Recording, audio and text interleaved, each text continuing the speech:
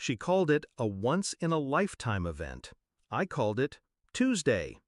The email came at 2:17 a.m. No greeting, no warmth. Just a glittering list of her Paris wedding plans and a single line at the bottom. If you want to be part of it, you can watch through the Google Earth window. LOL. I stared at it for a full minute, not because I didn't understand, but because I finally did. Before the fall. There was a time when Emily would run to the door just to see me pull into the driveway. Her tiny hands would grab mine and she'd babble about her day as if every second apart was too long.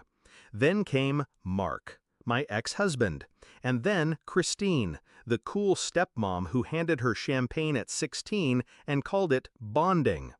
I was the one paying for private school, car insurance, and later, the Paris Wedding Fund.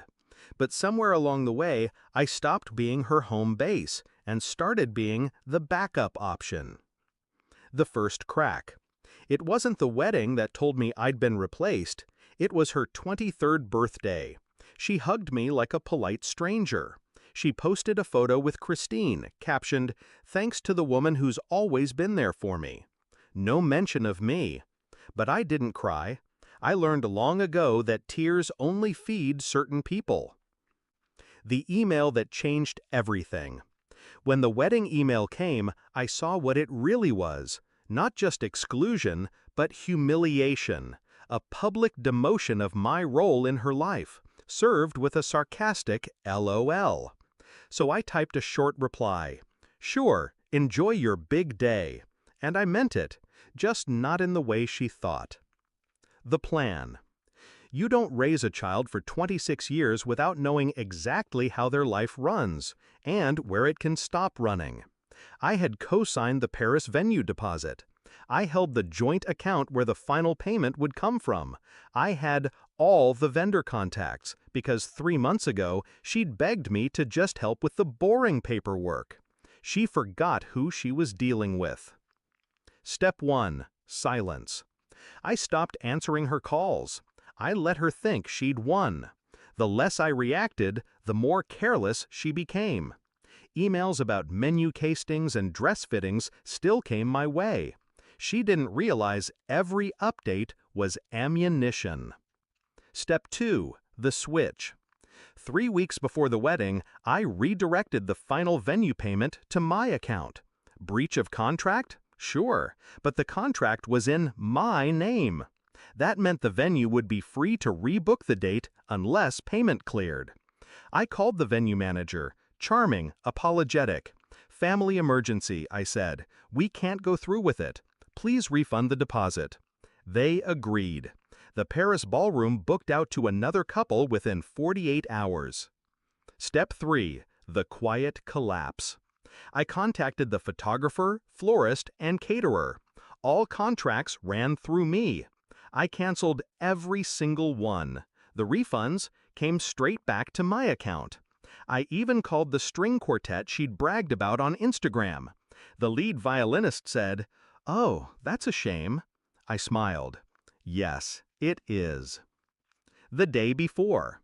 Emily still hadn't caught on. She was too busy posting countdown photos from a rented Airbnb in Paris.